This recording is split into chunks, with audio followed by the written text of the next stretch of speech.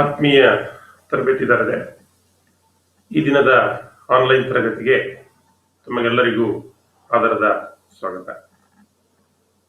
Dear student, in the last class we discussed pipe and pipe fittings. ಯಾವ್ಯಾವ ತರದ pipes ಇದೆ, pipe ಅನ್ನ ಯಾವ್ಯಾವ ಮೆಟೀರಿಯಲ್ಸ್ ನಲ್ಲಿ ಮಾಡಿರ್ತಾರೆ, ಹಾಗೂ ಪೈಪ್ ಫಿಟ್ಟಿಂಗ್ಸ್ ಗಳು ಯಾವ್ಯಾವ, ಸ್ಟ್ಯಾಂಡರ್ಡ್ ಪೈಪ್ ಫಿಟ್ಟಿಂಗ್ಸ್ ಯಾವ್ಯಾವುದನ್ನು ನಾವು ಬಳಸ್ತೀವಿ, ಕೆಲವು ಸಿಂಬಲ್ಸ್ ಅನ್ನ ಇಂಟರಪ್ಟ್ ಮಾಡೋದನ್ನ ಇಂದಿನ ತರಗತಿಯಲ್ಲಿ ನಾವು ನೋಡಿದ್ವಿ. ಆದ್ರೆ ಅಷ್ಟೇ ಆಗಲ್ಲ ಮಕ್ಕಳೇ, ಈ ಪೈಪ್ ಫಿಟ್ಟಿಂಗ್ಸ್ ಅನ್ನ ಮಾಡಬೇಕಾದ್ರೆ ನಾವೇನನ್ನು ಮಾಡ್ತೀವಿ, ಬರೀ ಕೈಯಿಂದ ಮಾಡ್ಲಿಕ್ಕಾಗಲ್ಲ. ಏನ್ ಬೇಕಾಗುತ್ತೆ? ಟೂಲ್ಸ್, ಇಕ್ವಿಪ್ಮೆಂಟ್ ಬೇಕಾಗುತ್ತೆ. ಹಾಗಾಗಿ today we will discuss plumbing tools and equipments or pipe fitting tools and equipments ಅನ್ನೋ ಟಾಪಿಕ್ಸ್ ಅನ್ನ ನೋಡ್ತಾ ಹೋಗೋಣ. ಈ ಪ್ಲಂಬಿಂಗ್ ಟೂಲ್ಸ್ ಅಂಡ್ ಇಕ್ವಿಪ್ಮೆಂಟ್ಸ್ ಏನಿದೆ ಮಕ್ಕಳೇ, ಈ ಎಲ್ಲ ಟೂಲ್ಸ್ ಗಳನ್ನ ನೀವು ಅನೇಕ ನೋಡಿರ್ತೀರಿ, ಬಳಸಿದ್ದೀರಿ ನೀವು. ಆದ್ರೆ ಇವುಗಳ ಬಗ್ಗೆ ಮಾಹಿತಿಯನ್ನ ತಿಳ್ಕೊಳ್ಬೇಕು. ಪರೀಕ್ಷಾ ದೃಷ್ಟಿಯಿಂದ ಕೂಡ ಅನೇಕ ಪ್ರಶ್ನೆಗಳು ಈ ಒಂದು ಪ್ಲಂಬಿಂಗ್ ಟೂಲ್ಸ್ ಮತ್ತೆ ಇಕ್ವಿಪ್ಮೆಂಟ್ಸ್ ಮೇಲೆ ನಿಮ್ಗೆ ಬರುತ್ತೆ. ಈ ಪ್ಲಂಬಿಂಗ್ ಟೂಲ್ಸ್ ಅಂಡ್ ಇಕ್ವಿಪ್ಮೆಂಟ್ ನಲ್ಲಿ ತಾವು ಏನ್ ತಿಳ್ಕೋಬೇಕು? At the end of the lesson you shall be able to ಒಂದು important device, pipe vice and its types. Pipe vice ಅಂದ್ರೆ ಏನೋ, ಅದರ ಟೈಪ್ಸ್ ಯಾವ್ದು, ಪೈಪ್ ಕಟ್ಟರ್ಸ್, ಪೈಪ್ ಅನ್ನ ಕಟ್ ಮಾಡೋದು, ಅದರ ಟೈಪ್ಸ್, ಅಪ್ಲಿಕೇಶನ್ಸ್ ಯಾವ ರೀತಿ, ಪೈಪ್ ರೆಂಚಸ್ ಮತ್ತೆ ಅದರಲ್ಲಿ ಬೇರೆ ಬೇರೆ ಟೈಪ್ಸ್ ಮತ್ತೆ ಯೂಸಸ್ ಅನ್ನ ತಿಳ್ಕೋಬೇಕು.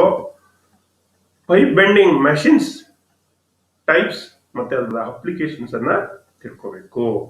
ಮುಖ್ಯವಾಗಿ ಇವ 4 ಮುಖ್ಯವಾದ ವಿಷಯಗಳನ್ನ ಈ ದಿನದ ತರಗತಿಯಲ್ಲಿ ಚರ್ಚೆ ಮಾಡೋಣ. ಪೈಪ್ ವೈಸ್ ಇದನ್ನೆಲ್ಲ ನೀವು ವರ್ಕ್ಶಾಪ್ ನಲ್ಲಿ ಟೇಬಲ್ ಮೇಲೆ ಮೌಂಟ್ ಮಾಡಿದೀವಿ, ನೋಡಿದೀರಾ. ಏನು ಪೈಪ್ ವೈಸ್ ಅಂದ್ರೆ? ಹೆಸರೇ ಹೇಳ್ತಾ ಇದೆ, ಪೈಪ್ ವೈಸ್. ವೈಸ್ ಅಂದ್ರೆ ಗೊತ್ತು ನಿಮ್ಗೆ, ಇಟ್ಸ್ ಎ ಹೋಲ್ಡಿಂಗ್ ಡಿವೈಸ್ ಅಂತ. ಅಂದ್ರೆ ಪೈಪ್ ವೈಸ್ ಅಂದ್ರೆ ಏನು?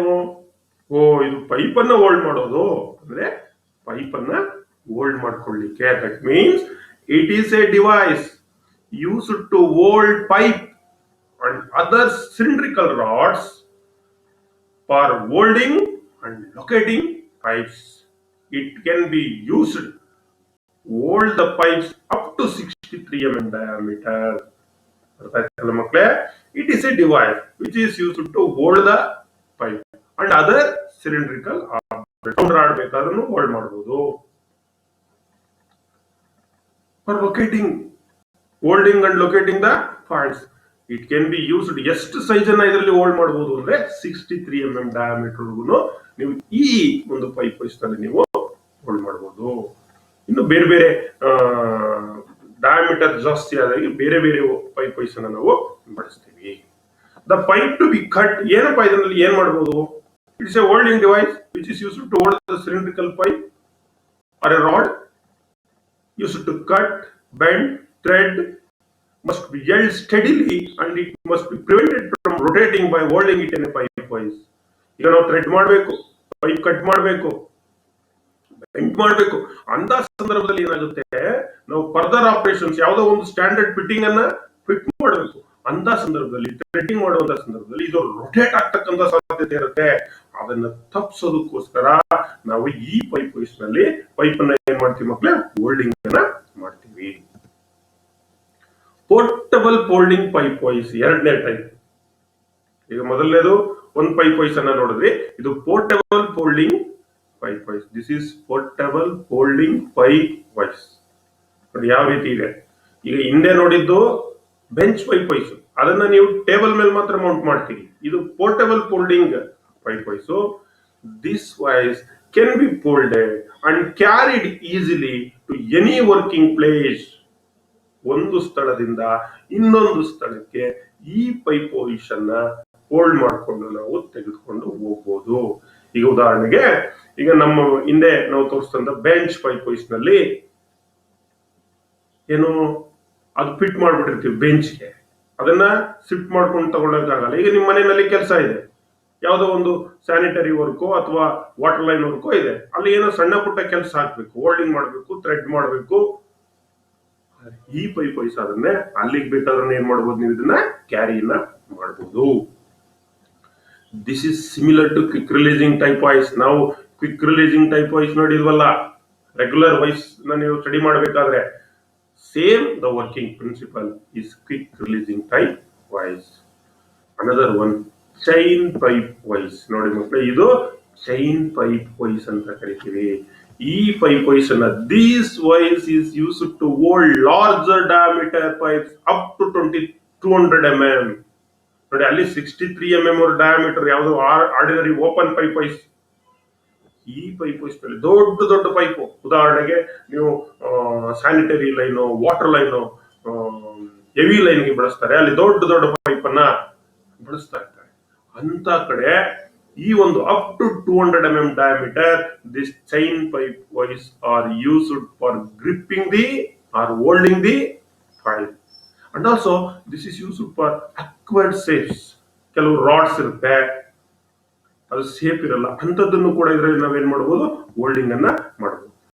This pipe is gripped by means of chain and the serration provided on the vice jaws. ಮಕ್ಕಳೇ, ಇದು ವೈಸ್ ಜಾಸ್ ನಲ್ಲಿ ಏನಿರುತ್ತೆ, ಸೆರೇಷನ್ಸ್ ಇರುತ್ತೆ. ಅದೇನ್ ಮಾಡುತ್ತೆ, ಗ್ರಿಪ್ ಮಾಡುತ್ತೆ. ಅಲ್ಲಿಂದ ನೋಡಿ, ಇಲ್ಲಿ ಈ ಚೈನ್ ಇಲ್ಲಿ ಸೆರೇಷನ್ಸ್ ಇದೆ, ಕೆಳಗಡೆ ವಿ ಸೇಪ್ ಅಲ್ಲಿ ಇರುತ್ತೆ. ಇದು ಇದ್ರ ಮೇಲೆ ಏನ್ ಮಾಡ್ತಾರೆ, ಚೈನ್ ಅನ್ನ ಬಳಸಿ ಇಲ್ಲಿ ಲಿಂಕ್ ಅನ್ನ ಲಾಕ್ ಮಾಡ್ತಾರೆ.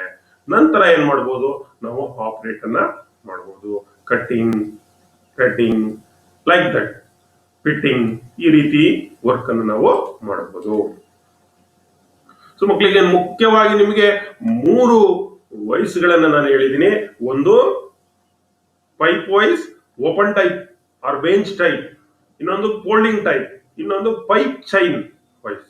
ಇವು 3 ಪೈಪ್ ಅನ್ನು ಹೋಲ್ಡ್ ಮಾಡಲಿಕ್ಕೆ further cutting or threading or fitting operations ಅನ್ನ ಮಾಡುವ ಸಂದರ್ಭದಲ್ಲಿ ಹೋಲ್ಡ್ ಮಾಡ್ಕೊಳ್ಳಿಕ್ಕೆ ಆ ವೈಸಸ್ ಅನ್ನು ನಾವು ಬಳಸ್ತೀವಿ. ಈಗ ನಾವು come to the another device. ಈಗ ಒಂದು ಟೂಲ್ಸ್ ಇಕ್ವಿಪ್ಮೆಂಟ್ ಅನ್ನ ನೋಡಿದ್ವಿ, ಪೈಪ್ ಫಿಟ್ಟಿಂಗ್ ಅಲ್ಲಿ ಬಳಸೋದು ಪೈಪ್ ವೈಸ್. ಈಗ ಎರಡನೇದು ಪೂರ್ಣ ಪೈಪ್ ಕಟ್ಟರ್. ಹೆಸರೇ ಹೇಳ್ತಾ ಇದೆ, ಪೈಪ್ ಅನ್ನ ಕಟ್ ಮಾಡೋದು. Pipe cutter, pipe to cut the pipe. Pipe ಅನ್ನ ಕಟ್ ಮಾಡೋದು ಆಕ್ಸಾದಲ್ಲೂ ಕಟ್ ಮಾಡಬಹುದು. ಎಸ್, ಆಕ್ಸಾದಲ್ಲೂ ಕೂಡ ನೀವೇನ್ ಮಾಡಬಹುದು, ಪೈಪ್ ಅನ್ನ ಕಟ್ ಮಾಡಬಹುದು. ಆದ್ರೆ ಇಲ್ಲಿ ಪೈಪ್ ಕಟ್ಟರ್ ಅಂತ ಇದೆ, ಇದನ್ನು ಕೂಡ ನಾವು ಪೈಪ್ ಅನ್ನ ಕಟ್ ಮಾಡೋದಕ್ಕೆ ನಾವೇನ್ ಮಾಡ್ತೀವಿ, ಬಳಸ್ತೀವಿ. ನೋಡಿ ಇಲ್ಲಿ ಬರ್ತು ಚಿತ್ರ, ಈ ರೀತಿ ಇರುತ್ತೆ pipe cutter. It is a device used to cut the pipes. It is a device used to cut the pipes. The wheel pipe cutter ಅಂತ ಈ ಚಿತ್ರದಲ್ಲಿ ನಿಮಗೆ ತೋರಿಸ್ತಾ ಇರ್ತಕ್ಕಂಥದ್ದು, the wheel pipe cutter is used to make a square cut on the pipe. It consists of cutter wheel. ಇದು square cut ಅನ್ನ ಮಾಡುತ್ತೆ pipe ಮೇಲೆ.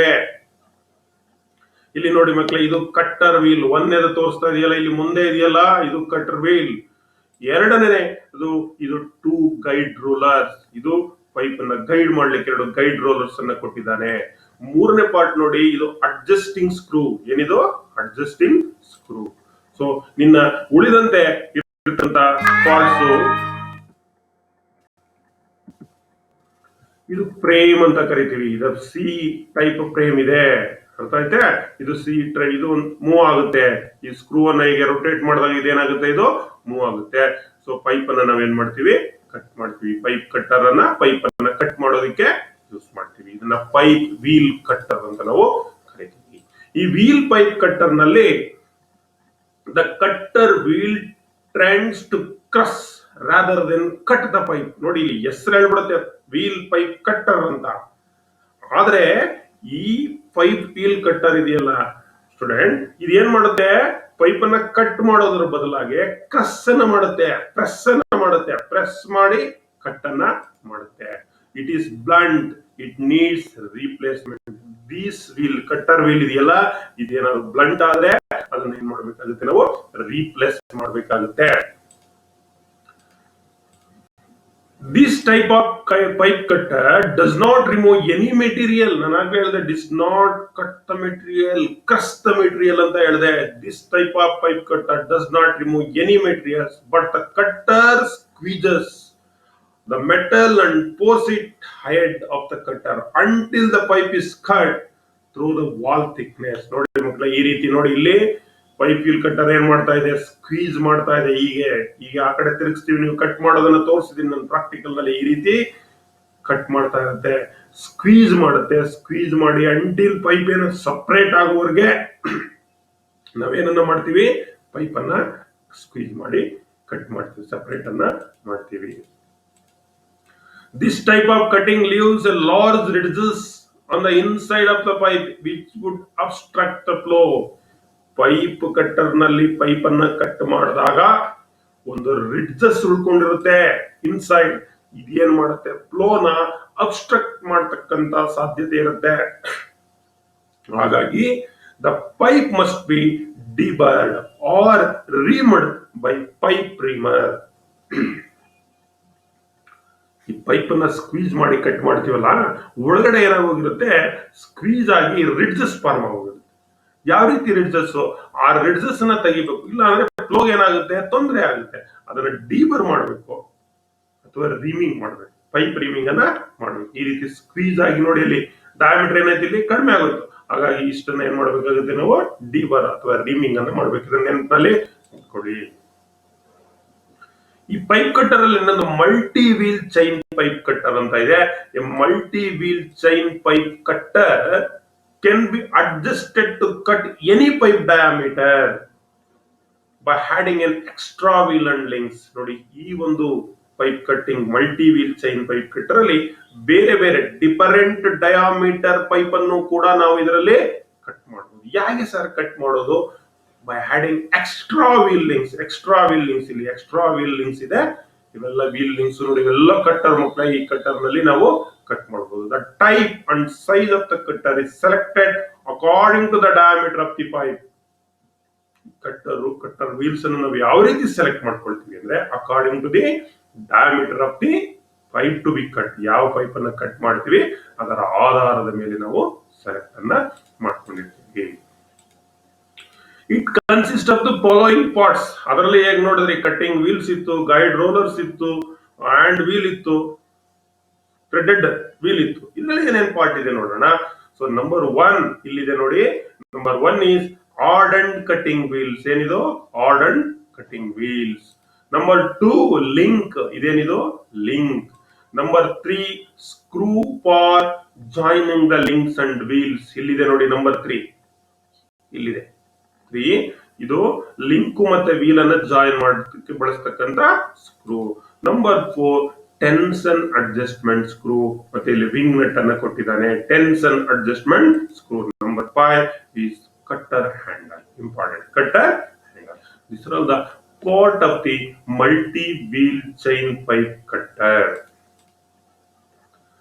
ಮಕ್ಕಳೇ, ಈಗ ಏನು ನಾನು ನಿಮಗೆ ಎರಡು ತರ cutting pipe cutter, general and multi link pipe chain cutter ಅನ್ನ ತೋರಿಸ್ತೇನೆ. ನಾನು ವೀಲ್ ಪೈಪ್ ಕಟ್ಟರ್ ಅನ್ನ ತೋರಿಸ್ತೇನೆ ಹೇಳಿದೆ.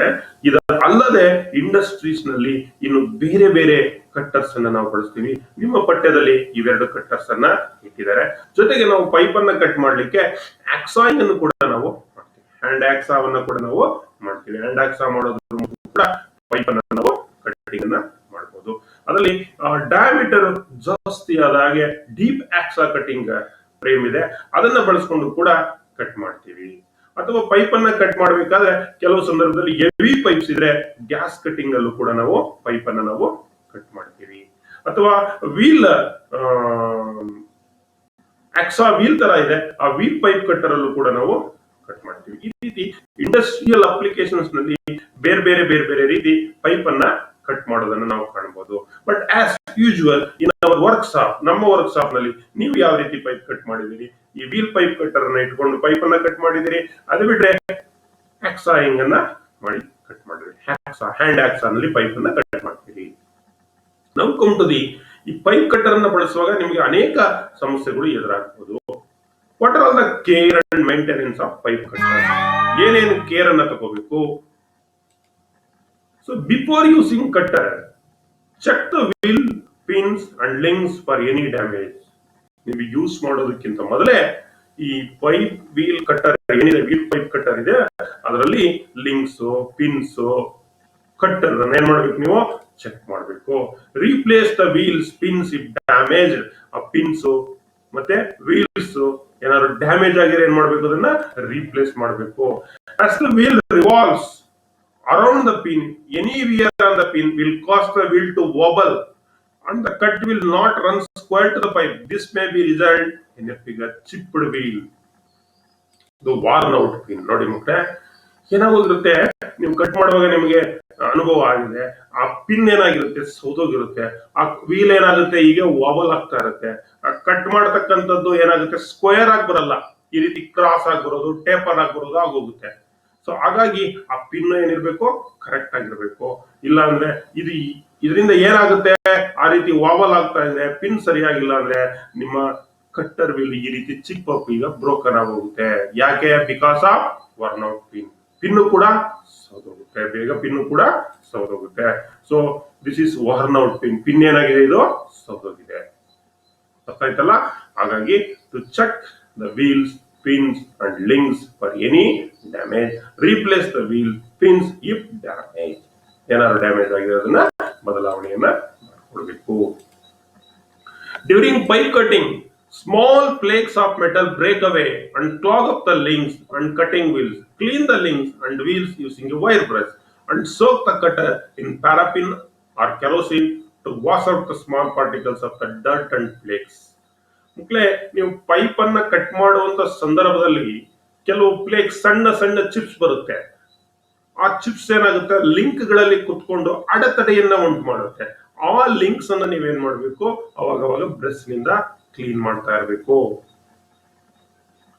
ಮತ್ತೆ ಕಟ್ಟರ್ ಅನ್ನ ಸೋಕ್ ಮಾಡಬೇಕು, ಪ್ಯಾರಾಫಿನ್ ಅಥವಾ ಕೆರೋಸಿನ್ ಅಲ್ಲಿ ವಾಶ್ ಮಾಡಿ ಆ ಸ್ಮಾಲ್ ಪಾರ್ಟಿಕಲ್ಸ್, ಡಸ್ಟ್ ಪಾರ್ಟಿಕಲ್ ಅನ್ನು, ಫ್ಲೇಕ್ಸ್ ಅನ್ನ ತೆಗಿಬೇಕು. After cleaning, apply light oil on all moving parts, links and wheels for easy cutting operation and to prevent rust forming on the tool. ನಿಮ್ಗೆ ಆಗ್ಲಿ ಗೊತ್ತು ಒಂದು ಏನು, always study and clean before and after cleaning the tools and equipment. Like that ಏನ್ ಮಾಡ್ಬೇಕು, ನೀವು ಈ links ಅನ್ನ, ಈ ಕಟಿಂಗ್ ಟೂಲ್ಸ್ ಅನ್ನ ಬಳಸಾದ ನಂತರ ಅದನ್ನ ಕ್ಲೀನ್ ಮಾಡಿ ಅದಕ್ಕೆ ಲೈಟ್ ಆಯಿಲ್ ಅನ್ನ ಅಪ್ಲೈ ಮಾಡಿ ಇಟ್ಕೋಬೇಕು. ಇದರಿಂದ ರಸ್ಟ್ ಆಗೋದನ್ನ ನಾವೇನ್ ಮಾಡಬಹುದು, ತಡೆಗಟ್ಟಬಹುದು. Store the cutter and protect the wheels from possible damage when not in use. ಇದನ್ನ ಎಲ್ಲೆಲ್ಲೋ ಅದರ್ ಟೂಲ್ಸ್ ಜೊತೆ ಮಿಕ್ಸ್ ಮಾಡಿ ಅಥವಾ ಇದ್ರ ಮೇಲೆ ಭಾರವಾದ ಹ್ಯಾಮರು ಈ ತರ ವಸ್ತುಗಳನ್ನ ಹಾಕಿ, ಎಲ್ಲಂದ್ರೆ ಅಲ್ಲಿ ಮಾಯಿಶ್ಚರ್ ಇರೋ ಕಂಟೆಂಟ್ ಇರೋದಂತ ಜಾಗದಲ್ಲಿ ಬಿಸಾಡೋದಲ್ಲ. ಇದನ್ನ ಸ್ಟೋರ್ ಮಾಡಬೇಕಾದ್ರೆ ಸರಿಯಾದ ಜಾಗದಲ್ಲಿ ಸ್ಟೋರ್ ಮಾಡಬೇಕು. ವೀಲ್ ಅನ್ನ ಪ್ರೊಟೆಕ್ಟ್ ಅನ್ನ ಮಾಡಬೇಕು. ಯಾವ್ದಾದ್ರು ಪಾಸಿಬಲ್ ಡ್ಯಾಮೇಜಸ್ ಆಗುತ್ತೆ ಅನ್ನೋದು ನಿಮಗೆ ಗೋಚರ ಆದ್ರೆ ಅಲ್ಲಿ ಅದನ್ನ ಇಡಬಾರ್ದು. Keep in safe place. Now come to the another important topic. ಈಗ ಪೈಪ್ ವೈಸ್ ಅನ್ನ ನೋಡಿದ್ವಿ, ಪೈಪ್ ಕಟ್ಟರ್ ಅನ್ನ ನೋಡಿದ್ವಿ. Students, now come to the pipe wrenches. Sir, accessories ಇದೆ, ಅದನ್ನ ಹೇಗ್ ಹಾಕೋದು, ಹೇಗ್ ತೆಗಿಯೋದು, like that a ಸ್ಪ್ಯಾನರ್ಸ್.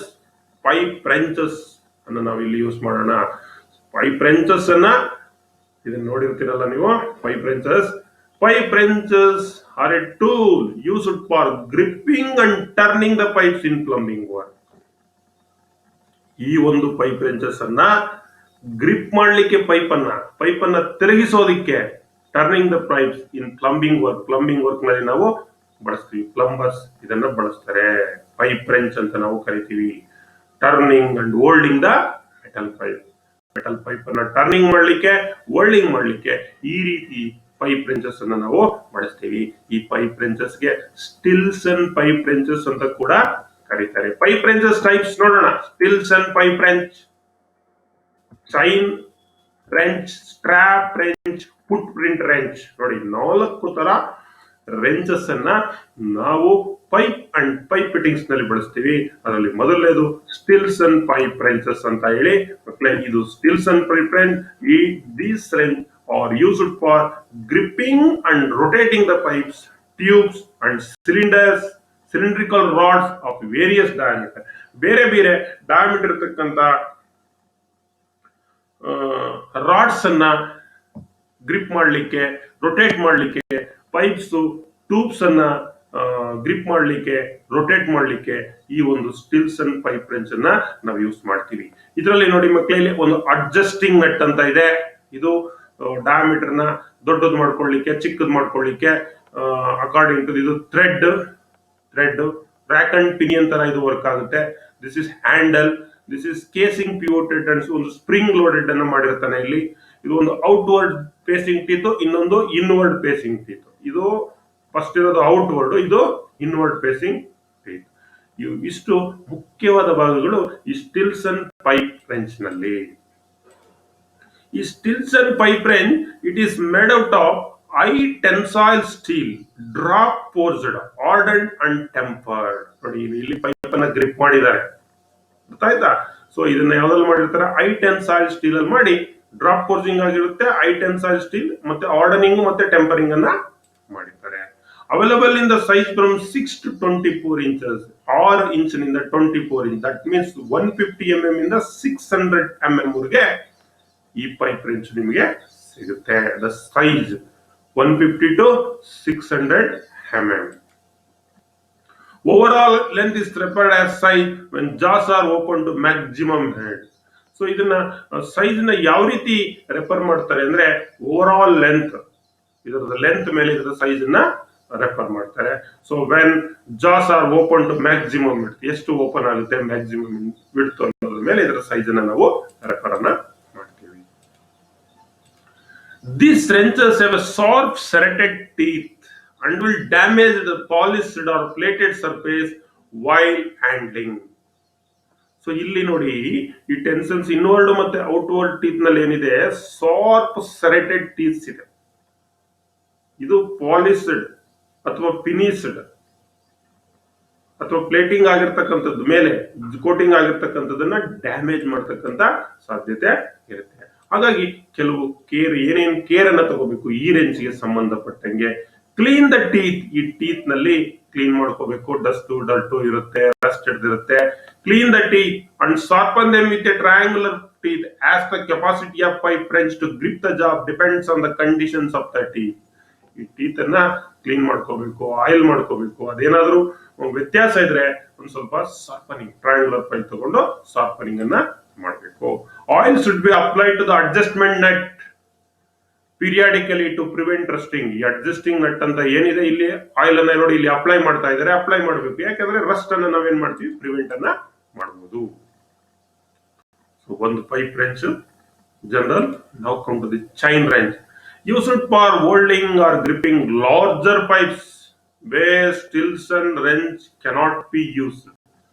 Stilson wrench ಹಿಂದೆ ನೋಡಿದ್ವಲ್ಲ, ಆ ರೆಂಚ್ ನಲ್ಲಿ ಪೈಪ್ ಅನ್ನ ಗ್ರಿಪ್ ಮಾಡ್ಲಿಕ್ಕೆ ಸಾಧ್ಯ ಇಲ್ಲದಿರತಕ್ಕಂತ ಡಯಾಮೀಟರ್, ದೊಡ್ಡ ಡಯಾಮೀಟರ್ ನಾವು ಯಾವ್ದ್ರಲ್ಲಿ ಹೋಲ್ಡ್ ಮಾಡ್ತೀವಿ, ಚೈನ್ ರೆಂಚ್ ನಲ್ಲಿ ಹೋಲ್ಡ್ ಮಾಡ್ತೀವಿ. This is chain wrench. ನೋಡಿದಿರಲ್ಲ ಇದನ್ನ ನಮ್ಮ ಶಾಪ್ ನಲ್ಲಿ, ವರ್ಕ್ ಶಾಪ್ ನಲ್ಲಿ. This is chain wrench made out of high tensile steel. ಇದು ಕೂಡ ಹೈ ಟೆನ್ಸೈಲ್ ಸ್ಟೀಲ್ ನಲ್ಲಿ ಮಾಡಿದ್ದಾರೆ.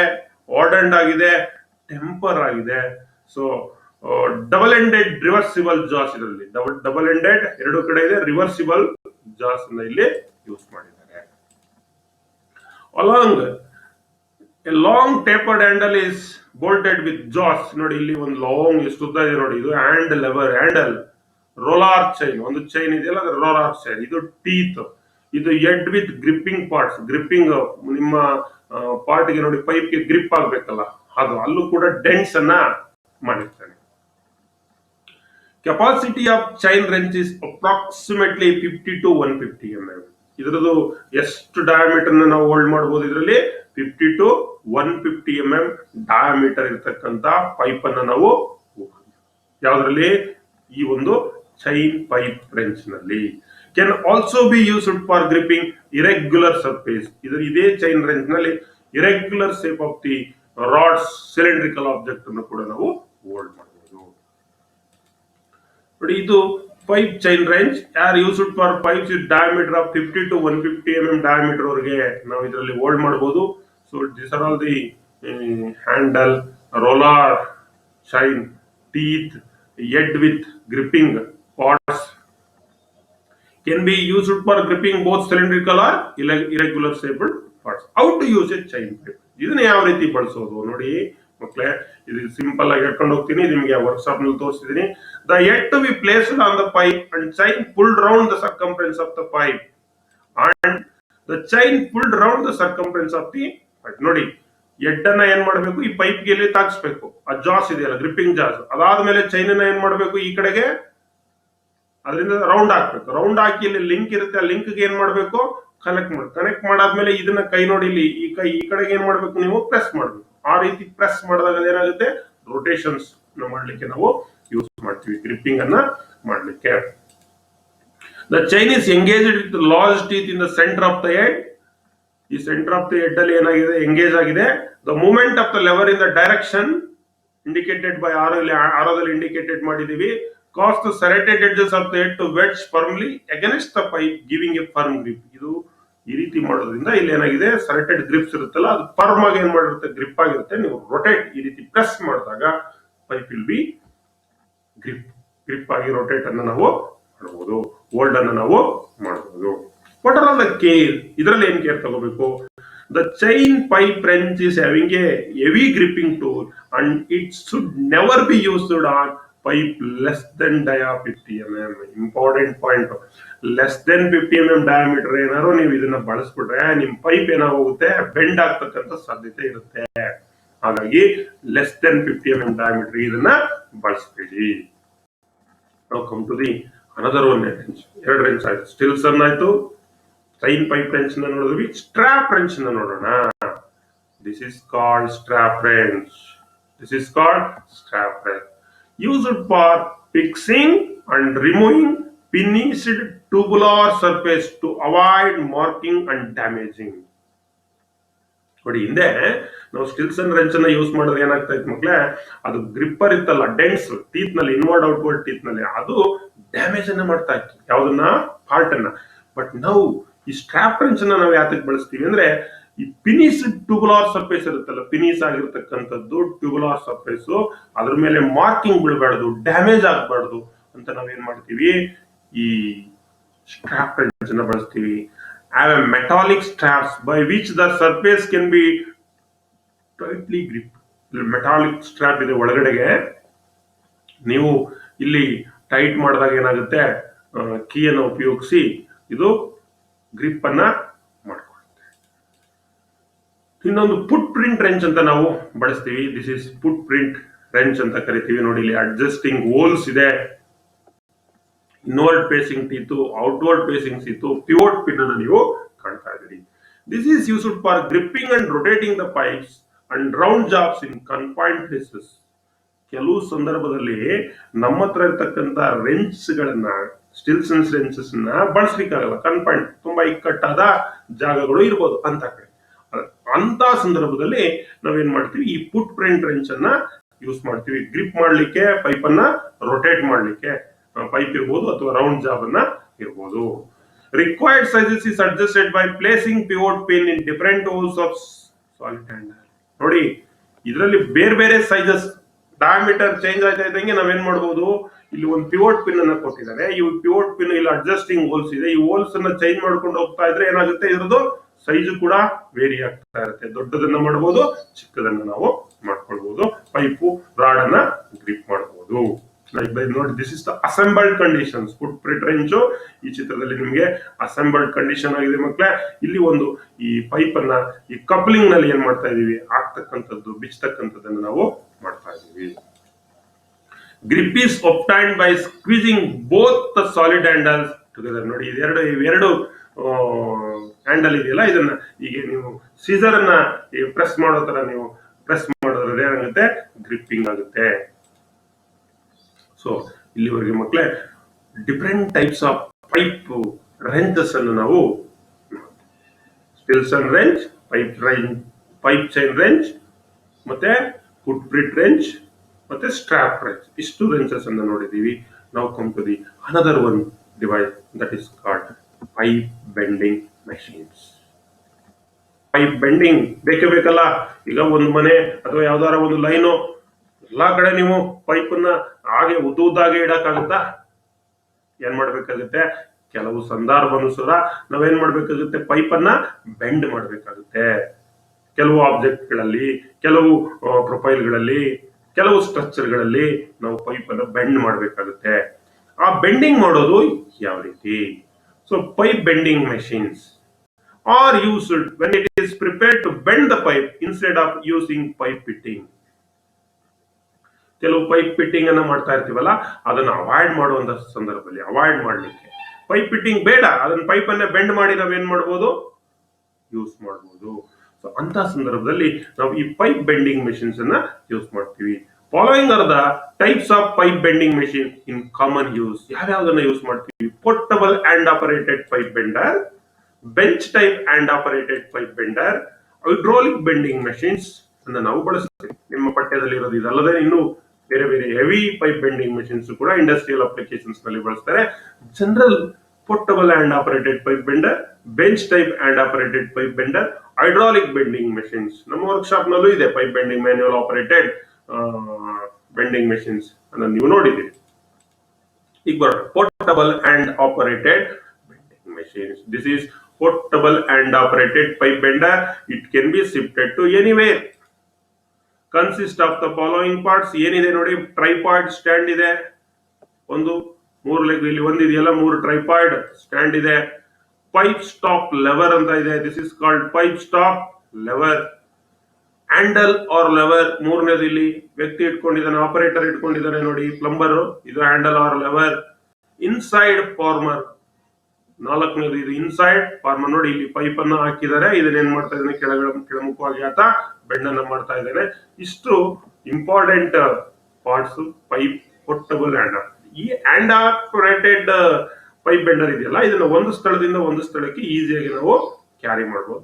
ಜಸ್ಟ್ ಆ ಲೆಗ್ ಅನ್ನ, ಟ್ರೈಪಾಡ್ ಸ್ಟ್ಯಾಂಡ್ ಅನ್ನ ಓಪನ್ ಮಾಡಿ ಇಟ್ಕೋಬಹುದು, ಪೈಪ್ ಅನ್ನ ಬೆಂಡ್ ಮಾಡಬಹುದು.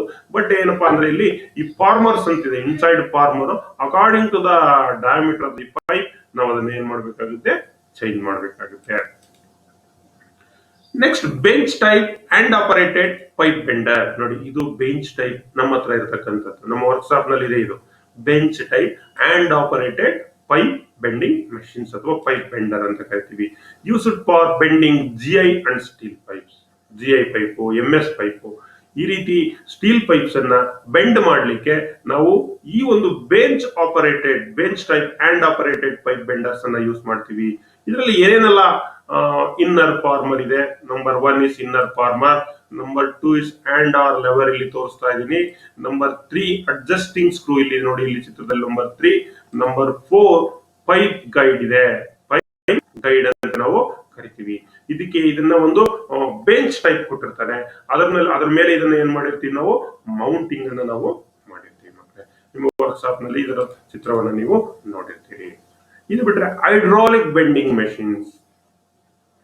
ಈಗೆಲ್ಲ ನೀವು ಹೈಡ್ರಾಲಿಕ್ಸ್ ಅಂಡ್ ನ್ಯೂಮ್ಯಾಟಿಕ್ಸ್ ಅನ್ನ ನೋಡುವಾಗ ನೋಡಿದಿರಿ. ನಾವಿಲ್ಲಿ ಪೈಪ್ ಬೆಂಡಿಂಗ್ ಮಾಡ್ಲಿಕ್ಕೂ ಕೂಡ ನಾವು ಹೈಡ್ರಾಲಿಕ್ ಪವರ್ಸ್ ಅನ್ನ ನಾವು ಬಳಸ್ಕೊಂಡು ಪೈಪ್ ಬೆಂಡಿಂಗ್ ಅನ್ನ ಮಾಡ್ತೀವಿ. This is hydraulic pipe bending machines.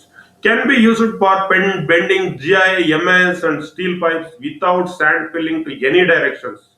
ನೋಡಿ, ನಾವು ಪೈಪ್ ಬೆಂಡಿಂಗ್ ಮಾಡ್ಲಿಕ್ಕೆ ನಿಮ್ಗೆ ಪ್ರಾಕ್ಟಿಕಲ್ ಅಲ್ಲಿ ನಾನು ಹೇಳಿದೀನಿ, ನಾವು ಸ್ಯಾಂಡ್ ಅನ್ನ ಫಿಲ್ ಮಾಡ್ತೀವಿ, ಲೆಡ್ ಅನ್ನ ಫಿಲ್ ಮಾಡ್ತೀವಿ ಕೆಲವು ಸಂದರ್ಭದಲ್ಲಿ ಪೈಪ್ ಬೆಂಡಿಂಗ್. ಯಾಕಂದ್ರೆ ಆ ಬೆಂಡಿಂಗ್ ರೇಡಿಯಸ್ ಅಂತ ಏನ್ ಬರುತ್ತೆ ಅಲ್ಲಿ, ಅದು ಡ್ಯಾಮೇಜ್ ಆಗೋಗುತ್ತೆ, ಡಯಾಮೀಟರ್ ಕಡಿಮೆ ಆಗೋಗುತ್ತೆ. ಆ ಯೂನಿಫಾರ್ಮ್ ಡಯಾಮೀಟರ್ ಬರ್ಲಿಕ್ಕೆ ಅದನ್ನ ಮಾಡ್ತೀವಿ. But in hydraulic bending machines without sand filling the pipe can be bending.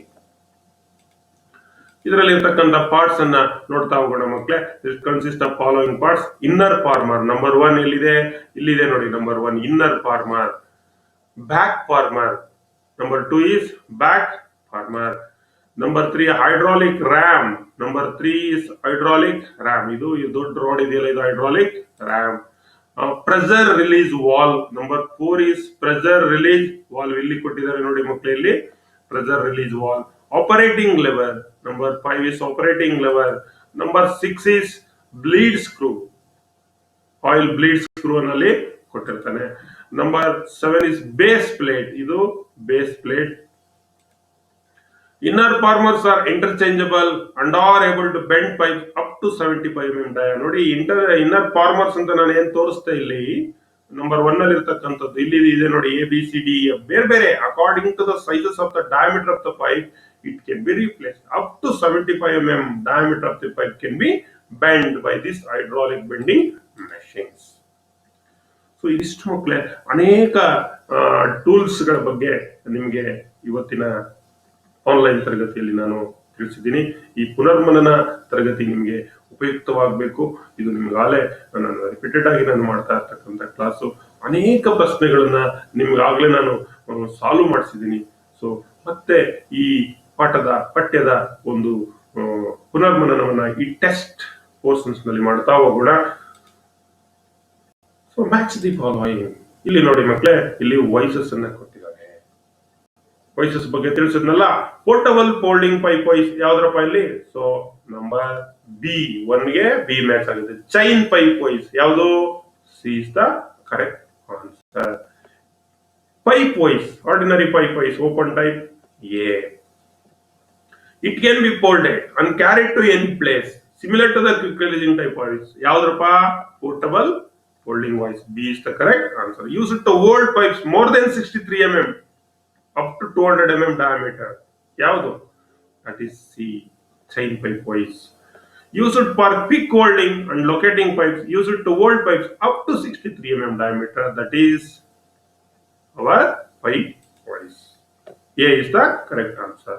Like that you can ask the questions. It can be changed as MCQ. ಇವುಗಳನ್ನ MCQ questions ಆಗಿ change ಮಾಡಿ ನಿಮಗೆ ಪರೀಕ್ಷೆನಲ್ಲಿ ಕೊಡ್ತಾರೆ. ಎಲ್ಲ MCQ questions ನಿಮಗೆ ನಮ್ಮ ನಿಮಿ assignment course ನಲ್ಲಿ ಇದೆ. ನೀವು ಅಟೆಂಡ್ ಮಾಡಿ, ಕ್ವಶನ್ ಪೇಪರ್ಸ್ ಗಳನ್ನು ಕೂಡ ಅಟೆಂಡ್ ಮಾಡಿ. ಇಲ್ಲಿ ಪೈಪ್ ವೀಲ್ ಕಟ್ಟರ್, ಇದು chain pipe wheel, multi pipe chain wheel cutter. ಇದರ ಭಾಗಗಳನ್ನ ಗುರುತಿಸಿ ಅಂತ ಕೇಳ್ತಾ ಇದ್ದಾರೆ. ಸೊ 1 ಏನಿದು? Hardened cutting wheels. 2 links. 3 what is that? ಹೇಳಿದೀನಿ ಹಿಂದೆ. So screw for joining links and wheels. Number 4 tension adjustment screw. Number 5 handle ಅಥವಾ cutter handle. Name the tool shown below and list the parts shown figure. ಏನಪ್ಪ tool ಇದು? Pipe cutter. ಏನೇನ್ part ಇದೆ?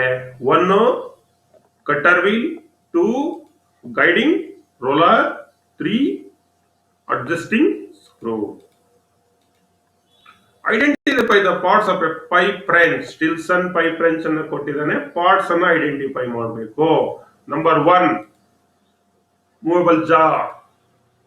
Number 2 adjusting nut. Nut ಅನ್ನ size ಅನ್ನು adjust ಮಾಡ್ತೀರಿ. Number 3 handle or lever. Number 4 ಇಲ್ಲಿದೆ ನೋಡಿ 4 ವಾಟ್ ಇಸ್ ದಟ್? ಪಿವೋಟ್ ಅಂತ ನಾವು ಅದನ್ನ ಕರಿತೀವಿ. ನಂಬರ್ 5 ಅಲ್ಲೊಂದು ಸ್ಪ್ರಿಂಗ್ ಅನ್ನ ಕೊಟ್ಟಿರ್ತಾನೆ, ಪ್ಲೇಟ್ ಸ್ಪ್ರಿಂಗ್ ಇರುತ್ತೆ, ಅಲ್ಲಿ ತೋರಿಸಿದೀನಿ ನಿಮ್ಗೆ. Inward teeth 6th one, 7th one outward facing teeth. Like that you can ಯಾವ್ದಾರ ಎಲ್ಲ ಪಾರ್ಟಿಕಲ್ ನಿಮ್ಗೆ MCQ ನಲ್ಲಿ ಯಾವ್ದಾರ ಪರ್ಟಿಕ್ಯುಲರ್ ಎಕ್ಸ್ ಅಂತ ಕೊಟ್ಬಿಟ್ಟು ಮೆನ್ಷನ್ ದಟ್ ಅಂತ ಹೇಳ್ತಾನೆ. Name the 3 most common pipe benders. ಸಾಮಾನ್ಯವಾಗಿ ಯಾವ ಪೈಪ್ ಬೆಂಡರ್ಸ್ ಅನ್ನ ಬಳಸ್ತೀವಿ ಈಗ ತಾನೇ ಚರ್ಚೆ ಮಾಡಿದೀವಿ. So 1 portable hand operated pipe bender, bench type hand operated pipe bender. Workshop ನಲ್ಲಿ ಇದೆ ಇದು. ಹೈಡ್ರಾಲಿಕ್ ಬೆಂಡಿಂಗ್ ಮೆಷಿನ್ಸ್ ಅನ್ನ ಕಾಮನ್ ಆಗಿ ನಾವು ಯೂಸ್ ಮಾಡ್ತೀವಿ.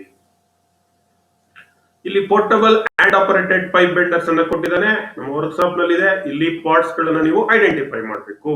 ಏನ್ ಪಾರ್ಟ್ಸ್ ಇದೆ? Inner former. Number 1 is inner.